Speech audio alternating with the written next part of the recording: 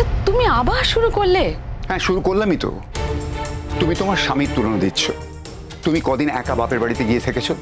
কদিন আমাকে একা রেখেছো? কদিন আমাকে ছেড়ে দিয়েছো? এক মুহূর্তের জন্য নড়নি। তুমি তো আমার সব জানো, সব জানবেই। মানে তুমি কি এই ব্যাপারে আমাকে অভিযোগ করছো নাকি? কি আশ্চর্য! অভিযোগ মনে হচ্ছে কেন? প্রেস তো করতে পারি।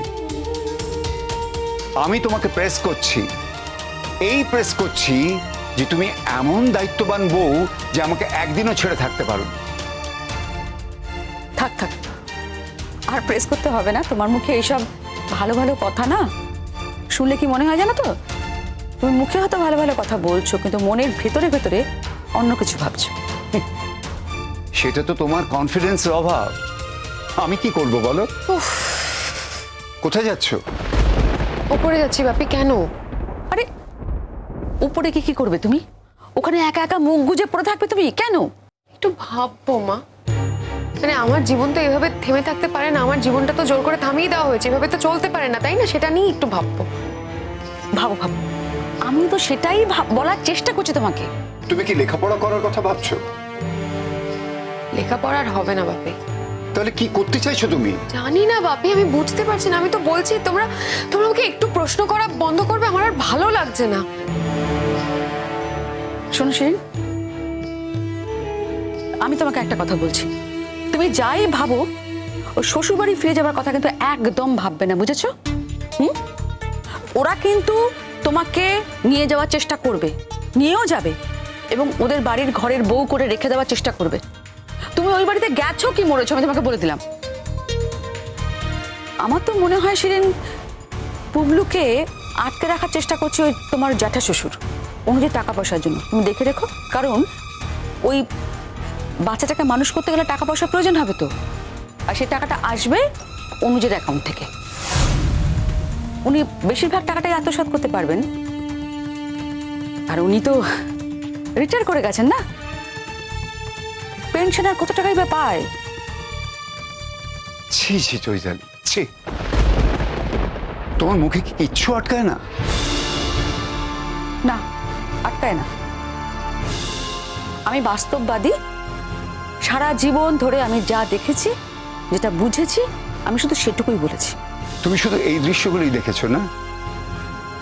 আর কিছু তো দেখতে পাওনি। তোমার এমনই চোখ। আমরা তো অন্য অনেক কিছু দেখেছি, আর এই কথাগুলো বলতে গেলে বা শুনতে গেলে না মনে পড়ে যায় উল্টো চিত্রটা। তুমি তো নিজের জীবনটা বিষে জর্জরিত করেছো, আর মেয়েটাকে একদম ছাড়োনি। আর মেয়েটার মনে বিষের কারণ কিন্তু তুমি। হ্যাঁ, তুমি। আর গুড্ডিকে যে সত্যি মেরে ফেলতে চাইছিল, সেটা তো তোমার দৃষ্টিভঙ্গি। আমি মোটেই গুড্ডিকে মেরে ফেলতে চাইনি বাপি। তুমি যে চেয়েছিলে, তাতে আমার কিন্তু কোনো সংশয় নেই। শোনো, মানুষ রাগের বশে কিন্তু অনেক কিছু করে, সেটাকে সবসময় ধরলে চলে না। তোমার মেয়ের রাগটা ভেবে দেখো তো তুমি একবার। কত দিন ধরে আমার মেয়েটাকে বঞ্চিত করেছে সবকিছু থেকে, কতটা সহ্য করেছে আমার মেয়ে, সেটা কখনো ভেবে দেখোনি না তুমি? তার জন্য কাউকে খুন করার অধিকার জন্মায় না। তার মানে তুমি বিশ্বাস করো যে আমি খুন করেছি? সত্যি যদি খুনটা আমি করতে চাইতাম বাপি, তাহলে কিন্তু কোর্ট আমাকে ছেড়ে দিত না। কমপ্লেনার যে নেই, ছেড়ে দেবে না তো কি করবে? তুমি এখনো শিওর নও যে তুমি ছাড়া পাবে। সবে অ্যাপিল করা হয়েছে। তোমার প্যারোলের ছুটি কয়েকদিন বাড়ানো হয়েছে। তার কারণ তোমার জায়গাগুলো যে বদলেছো, সেগুলোর ইনফরমেশন দেওয়া হয়েছে। কিন্তু আদৌ যে এই মামলার কোনো মেরিট নেই, এই কথাটা ওদের তরফ থেকেও আসেনি, আর কোর্টের তরফ থেকে আসেনি। এটা বুঝতে পেরেছো তো? আমি জানি না, আমার কপালে যা আছে তাই হবে। আমার শুধু মানে একটা জিনিস ভেবে অবাক লাগে। আমি কলকাতায় এলাম, গুটিও ঠিক সেই মানে আমার পেছনে পেছনে কলকাতায় চলে এলো। মানে ওর কি আমাকে ফলো করা সারা জীবনে বন্ধ হবে না? মানে আমার কি ওর থেকে কোনো মুক্তিই নেই জীবনে? যদি সত্যি ওর সঙ্গে তোমার বন্ধুত্ব হতো, যদি তোমাদের সম্পর্ক যা ছিল সেটা বজায় থাকতো, তাহলে গেনার হতে। আমি কি বলছো তুমি এগুলো? হ্যাঁ, এখনো এই কথাটাই বলছি। একটু দয়া করো না, চুপ করো। তুমি তুমি চুপ করো না প্লিজ। তোমাকে এখানে কেউ কথা বলতে তো ডাকেনি।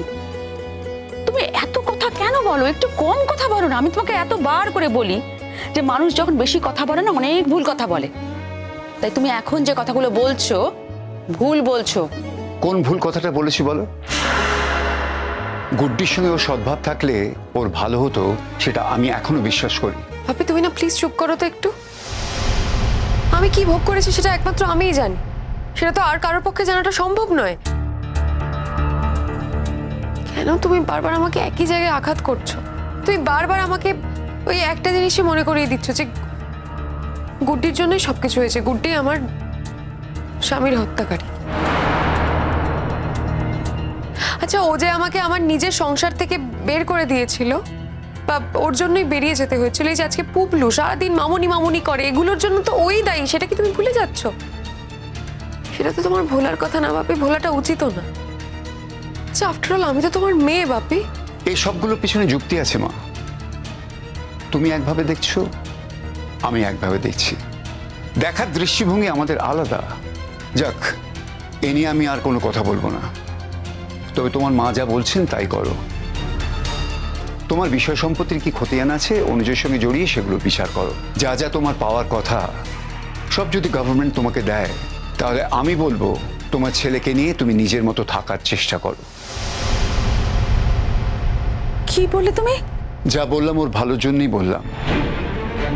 আমার বাড়ি আলটিমেটলি ওই পাবে, তবু আমার মনে হয় ওর ছেলে নিয়ে আলাদা থাকাই ভালো। তোমার আর আমার থেকে দূরে থাকা ওর জন্য এখন মঙ্গল। ভেবে দেখো মা, আমি তোমার ক্ষতি কোনোদিন চাইনি, আজও চাই না। তাই এই কথাটা বললাম। তোমার হয়তো আমাকে স্বার্থপর মনে হতে পারে, নিষ্ঠুর মনে হতে পারে, কিন্তু আমি বলছি আমি তোমার ভালো চাই বলেই বলেছি। এই কথাটা ভেবে দেখো।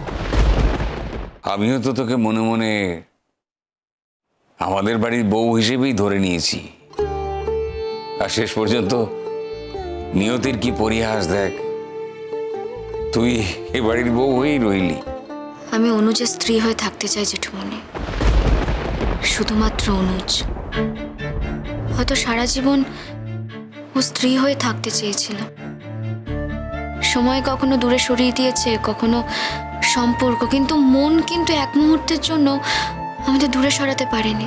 প্রথম যখন আমাদের একই জায়গায় পোস্টিং হলো, সারাক্ষণ মনে হতো যেন একটা অন্য মানুষকে দেখছি। ডিস্টেন্স মেনটেন করতো, আড়াল করতো, অন্য রকম ব্যবহার করতো। পরে কি বুঝতে পারলাম জানো, আসলে নিজেকে ভাঙতে চাননি।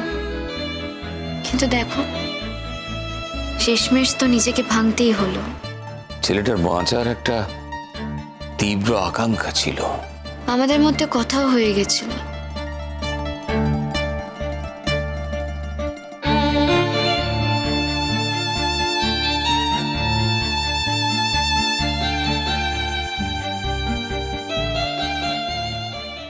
এখন তো পুবলু আর তোর কাছে থাকে না, এখন তো পরিস্থিতি পাল্টে গেছে, আর এখন তো পিকলুও নেই। ও নেই বলেই আমি আরো বেশি করে আলাদা থাকতে চাইছি। তুমি তো খুব ভালো করেই জানো, অনেক কষ্ট করে আজকে দিনই স্বাধীনতা আমি অর্জন করেছি। কখনো নিজের স্বাধীনতাকে আমি স্বেচ্ছাচারিতায় পরিণত করতে দিইনি। যদি তাই করতাম তাহলে তো তোমার ভাইপোর সঙ্গে ওই অনিয়ন্ত্রিত জীবনটাই কাটাতে পারতাম। একটা মুহূর্তের জন্য মনে হয় না যে ও আমার জীবনের থেকে অনেকটা দূরে আছে। সবসময় মনে হয় যেন ও আমার কাছেই আছে। ওর সঙ্গে প্রত্যেকটা মুহূর্তে আমি কথা বলতে পারি। তাই আমি আরো বেশি করে চাই না, সত্যি মন থেকেই চাই না অন্য কারোর সঙ্গে থাকি। বুঝতে পেরেছি মা, যে চলে গেছে সে তো ছুটি নিয়ে চলেই গেছে, কিন্তু যে রইল তার কষ্টটা আর মারাত্মক। আমি তোর কথা বুঝতে পারছি মা।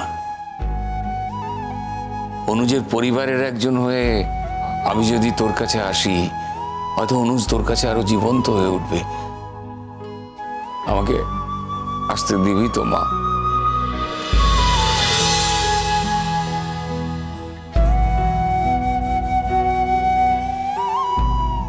ছেলেটাকে কিছুদিন বলতে পারছি না।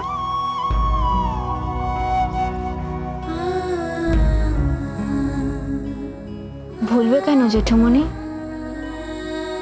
আমি তো ভুলি না।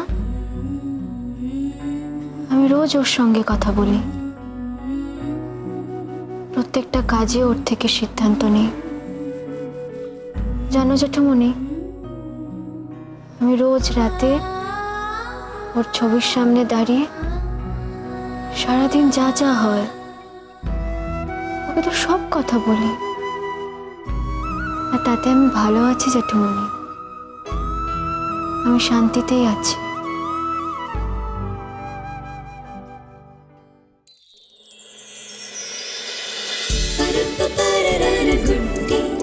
Good